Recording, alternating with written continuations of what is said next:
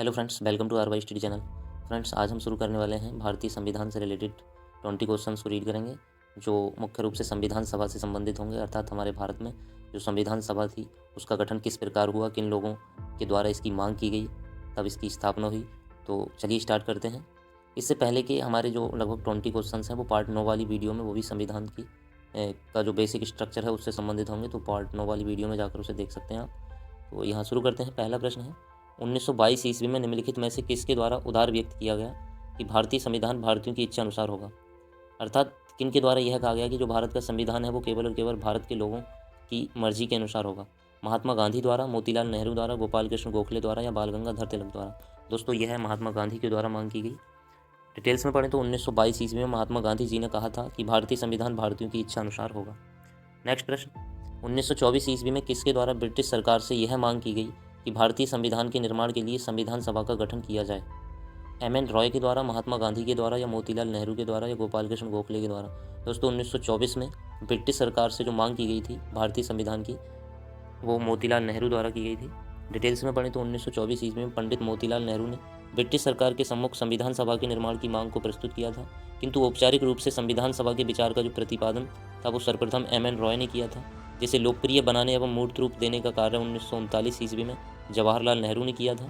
समय समय पर कांग्रेस ने भी इस मांग को उठाया था। नेक्स्ट प्रश्न, संविधान सभा के विचार का औपचारिक रूप से प्रतिपादन किसके द्वारा किया गया। मोतीलाल नेहरू द्वारा, जवाहरलाल नेहरू द्वारा, एम.एन. रॉय द्वारा या महात्मा गांधी द्वारा। दोस्तों, जो संविधान सभा के विचार का औपचारिक रूप से प्रतिपादन किया गया था वो एम.एन. रॉय द्वारा किया गया था। अभी पीछे भी पढ़ा था हमने। डिटेल्स में पढ़े तो 1924 ईस्वी में पंडित मोतीलाल नेहरू ने ब्रिटिश सरकार के सम्मुख संविधान सभा के निर्माण की मांग को प्रस्तुत किया था। औपचारिक रूप से संविधान सभा के विचार का प्रतिपादन सर्वप्रथम एम.एन. रॉय ने किया था, जिसे लोकप्रिय एवं मूर्त रूप देने का कार्य 1939 ईस्वी में पंडित जवाहरलाल नेहरू द्वारा किया गया। इसके अतिरिक्त समय समय पर कांग्रेस ने भी इस मांग को उठाया। नेक्स्ट प्रश्न, संविधान सभा को किसने मूर्त रूप प्रदान किया। तो जैसा कि अभी पीछे पढ़ा है कि इसको मूर्त रूप प्रदान किया था जवाहरलाल नेहरू ने, इसलिए ऑप्शन डी इज राइट। ये वही डिटेल्स है जो अभी हम पीछे पढ़ चुके हैं। नेक्स्ट प्रश्न, कांग्रेस ने किस वर्ष किसी प्रकार के बाह्य हस्तक्षेप के बिना भारतीय जनता द्वारा संविधान के निर्माण की मांग को लेकर प्रस्ताव पारित किया। मतलब कांग्रेस ने ऐसा कौन सा वर्ष था जब बिना किसी बाह्य हस्तक्षेप के भारतीय जनता के द्वारा संविधान के निर्माण की मांग को लेकर प्रस्तावित पारित किया था। 1928 ईस्वी में, 1931 में, 1936 में, 1942 में। तो दोस्तों, यह प्रस्ताव 1936 में पारित किया। कांग्रेस ने 1936 ईस्वी में किसी प्रकार के बाह्य हस्तक्षेप के बिना भारतीय जनता द्वारा संविधान के निर्माण की मांग को लेकर प्रस्ताव पारित किया था। नेक्स्ट प्रश्न, 1938 ईस्वी में किस व्यक्ति ने वयस्क मताधिकार के आधार पर संविधान सभा के गठन की मांग की। वयस्क मताधिकार के आधार पर 1938 में किसने मांग की। महात्मा गांधी ने, जवाहरलाल नेहरू ने, सुभाष चंद्र बोस ने या वल्लभ भाई पटेल ने। तो दोस्तों, यह मांग जवाहरलाल नेहरू के द्वारा की गई थी। 1938 में जवाहरलाल नेहरू ने वयस्क मताधिकार के आधार पर संविधान सभा के गठन की मांग की। नेक्स्ट प्रश्न, वर्ष 1942 में किस योजना के तहत यह स्वीकार किया गया कि भारत में एक निर्वाचित संविधान सभा का गठन होगा जो युद्धोपरांत संविधान का निर्माण करेगी। क्रिप्स योजना के तहत, बेबेल योजना के तहत, कैबिनेट मिशन योजना के तहत या माउंटबेटन योजना के तहत। दोस्तों, यह क्रिप्स योजना के तहत गठन किया गया था। डिटेल्स में पढ़ें तो ध्यातव्य है कि सर्वप्रथम 1942 में कैबिनेट मिशन प्रस्ताव द्वारा इसे व्यावहारिक रूप प्रदान किया जा सका। क्रिप्स मिशन 1942 अधिराज्य की स्थापना। ब्रिटिश सरकार एक ऐसी भारतीय संघ की स्थापना करना चाहती है जो एक ऐसा उपनिवेश या अधिराज्य होगा जो कि ब्रिटिश मुकुट के प्रति अपनी निष्ठा के कारण ब्रिटेन तथा उपनिवेशों से अपना संबंध रखेगा। नेक्स्ट प्रश्न, संविधान सभा के गठन की मांग सर्वप्रथम 1895 में किसके द्वारा प्रस्तुत की गई थी। मतलब 1895 में संविधान सभा के गठन की मांग किसके द्वारा प्रस्तुत की गई थी। महात्मा गांधी द्वारा, जवाहरलाल नेहरू द्वारा, बी.आर. अम्बेडकर द्वारा या बाल गंगाधर तिलक द्वारा। दोस्तों, 1895 में यह मांग बाल गंगाधर तिलक द्वारा की गई थी। भारतीय संविधान सभा तथा संविधान निर्माण की सर्वप्रथम मांग बाल गंगाधर तिलक द्वारा 1895 में स्वराज विधेयक द्वारा की गई। 1916 में होम रूल लीग आंदोलन चलाया गया जिसमें घरेलू शासन संचालन की मांग अंग्रेजों से की गई। नेक्स्ट प्रश्न, भारत की संविधान सभा गठित करने का आधार क्या था। भारतीय राष्ट्रीय कांग्रेस का प्रस्ताव, कैबिनेट मिशन प्लान 1946, भारतीय स्वतंत्रता अधिनियम 1947 या भारतीय डोमिनियन के प्रांतीय राज्य विधानमंडल के प्रस्ताव। बताना है कि जो भारत का संविधान सभा का गठन किया गया था वो किसके आधार पर किया गया था। तो दोस्तों, ये आपको पता ही होगा, कैबिनेट मिशन प्लान 1946 के तहत किया गया था। डिटेल्स में पढ़ें तो भारत की संविधान सभा का गठन कैबिनेट मिशन योजना द्वारा सुझाए गए प्रस्तावों के तहत वर्ष 1946 में किया गया था। संविधान सभा का गठन संविधान के निर्माण के लिए ही किया गया था। नेक्स्ट प्रश्न, भारत की संविधान सभा किसके अनुसार गठित की गई। साइमन आयोग का प्रस्ताव द्वारा, क्रिस प्रस्ताव द्वारा, माउंटबेटन योजना द्वारा या कैबिनेट मिशन योजना द्वारा? तो अभी हमने इसकी के पिछला प्रश्न पढ़ा है कि भारत के संविधान जो था वो कैबिनेट मिशन योजना के आधार पर ही गठित किया गया था, इसलिए option D is right. Bharat की संविधान सभा का गठन कैबिनेट मिशन योजना द्वारा सुझाए गए प्रस्तावों के तहत वर्ष 1946 में किया गया था और संविधान सभा का गठन संविधान के निर्माण के लिए ही किया गया था। चलते हैं नेक्स्ट प्रश्न की। सन 1936 में भारतीय राष्ट्रीय कांग्रेस द्वारा संविधान सभा के गठन की मांग कहाँ पर हुए अधिवेशन में रखी गई? यह बताना है कि सन 1936 में जो संविधान सभा के गठन की मांग की गई थी भारतीय राष्ट्रीय कांग्रेस द्वारा, वो किस अधिवेशन में की गई थी? कहाँ के? कानपुर के, मुंबई के, फैजपुर के या लाहौर के? तो दोस्तों यह मांग फैजपुर के अधिवेशन में की गई थी। डिटेल्स में पढ़ें तो सन 1936 में भारतीय राष्ट्रीय कांग्रेस द्वारा संविधान सभा के गठन की मांग फैजपुर पर हुए अधिवेशन में रखी गई। नेक्स्ट प्रश्न, कैबिनेट मिशन योजना के अनुसार संविधान सभा में कुल कितने सदस्य होने थे? कैबिनेट मिशन योजना के अनुसार 389, 409, 429 या 505?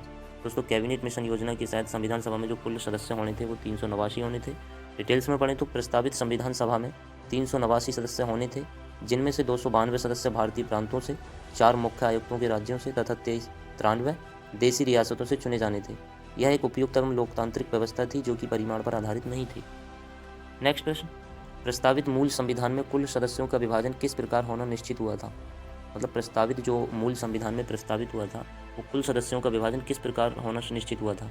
ब्रिटिश प्रांतों के 292 प्रतिनिधियों पर, देसी रियासतों के 93 प्रतिनिधि पर, मुख्य कमिश्नर क्षेत्र के 4 प्रतिनिधि पर या उपयुक्त सभी पर? दोस्तों अभी हमने पिछले पढ़ा है कि प्रस्तावित मूल संविधान जो था वो इन सभी के द्वारा निश्चित किया गया था, इसलिए option D is right. Details में पढ़ें तो प्रस्तावित संविधान में 389 सदस्य होने थे, जिनमें से 292 सदस्य भारतीय प्रांतों से, 4 मुख्य आयुक्तों के राज्यों से तथा 93 देसी रियासतों से चुने जाने थे। यह एक उपयुक्त एवं लोकतांत्रिक व्यवस्था थी परंतु परिमाण पर आधारित नहीं थी। नेक्स्ट प्रश्न, संविधान सभा के विभिन्न प्रांतों के लिए 292 सदस्यों का निर्वाचन होना था, इनमें से कांग्रेस के कितने प्रतिनिधि निर्वाचित होकर आए? मतलब संविधान सभा के विभिन्न प्रांतों के लिए 292 सदस्यों का निर्वाचन होना था, तो बताना है कि इनमें से कितने प्रतिनिधि कांग्रेस से निर्वाचित होकर आए थे? 195, 208, 225 या 235? तो कांग्रेस से 208 सदस्य निर्वाचित होकर आए। डिटेल्स में पढ़ें तो संविधान सभा के विभिन्न प्रांतों के लिए 292 सदस्यों का निर्वाचन होना था, लेकिन इनमें से कांग्रेस के 208 प्रतिनिधि निर्वाचित होकर आए। नेक्स्ट प्रश्न, पुनर्गठन के फलस्वरूप वर्ष 1947 में संविधान सभा के सदस्यों की संख्या कितनी रह गई? मतलब 1947 में जो संविधान सभा के पुनर्गठन हुआ था उसके सदस्यों की संख्या कितनी रह गई? 289, 299, 324 या 333? दोस्तों पुनर्गठन के फलस्वरूप 1937 में जो संविधान सभा की संख्या थी वो 299 रह गई थी। देश विभाजन के बाद संविधान सभा का पुनर्गठन 31 अक्टूबर 1947 ईस्वी को किया गया और 31 दिसंबर 1947 ईस्वी को संविधान सभा के सदस्यों की कुल संख्या 299 थी, जिसमें प्रांतीय सदस्यों की संख्या एवं देसी रियासतों के सदस्यों की संख्या 70 थी। नेक्स्ट प्रश्न, संविधान सभा में देसी रियासतों के लिए कितने प्रतिनिधि थे? बताना है कि जो संविधान सभा थी उसमें देसी रियासतों के कितने प्रतिनिधि थे? 100, 70, 85 या 65? तो देसी रियासतों के प्रतिनिधि जो थे 70 थे। डिटेल्स में पढ़ें तो संविधान सभा में देसी रियासतों के लिए 70 प्रतिनिधि थे। नेक्स्ट प्रश्न, पुनर्गठित संविधान सभा में विभिन्न प्रांतों के लिए कितने प्रतिनिधि थे? 208, 229, 249 या 289? बताना है कि पुनर्गठित संविधान सभा में विभिन्न प्रांतों के लिए कितने प्रतिनिधि थे? तो विभिन्न प्रांतों के लिए कुल 229 प्रतिनिधि थे। पुनर्गठित संविधान सभा में विभिन्न प्रांतों के लिए 229 प्रतिनिधि थे। ओके, नेक्स्ट प्रश्न, कैबिनेट मिशन योजना के अंतर्गत संविधान निर्मात्री परिषद में प्रत्येक प्रांत की आवंटित सदस्य संख्या निर्धारित करने के लिए एक प्रतिनिधि कितनी जनसंख्या के अनुपात में था? अर्थात बताना है कि जो कैबिनेट मिशन योजना के अंतर्गत संविधान निर्मात्री परिषद अर्थात जो संविधान का निर्माण करने वाली परिषद थी उसमें प्रत्येक प्रांत की आवंटित सदस्य संख्या निर्धारित करने के लिए एक प्रतिनिधि कितनी जनसंख्या के अनुपात में था? अर्थात एक प्रतिनिधि कितनी जनसंख्या के लिए आवंटित किया गया था? 8 लाख व्यक्ति के लिए, 10 लाख व्यक्तियों के लिए, 12 लाख व्यक्तियों के लिए या 15 लाख व्यक्तियों के लिए? दोस्तों जो था वो 10 लाख व्यक्तियों के लिए आवंटित किया गया था एक प्रतिनिधि। डिटेल्स में पढ़ें तो कैबिनेट मिशन 24 मार्च 1946 ईस्वी को दिल्ली पहुंचा। इसके शिष्टमंडल में कुल 3 सदस्य थे। भारत सचिव पैथिक लॉरेंस, व्यापार बोर्ड के अध्यक्ष स्टेफोर्ड क्रिप्स और नौसेना के प्रमुख ए.बी. अलेक्जेंडर। 16 मई 1946 ईस्वी को कैबिनेट मिशन ने अपनी रिपोर्ट प्रस्तुत की। संविधान सभा के गठन के संबंध में मिशन ने वयस्क मताधिकार पर आधारित निर्वाचन से इनकार कर दिया क्योंकि इसमें अत्यंत विलंब होगा।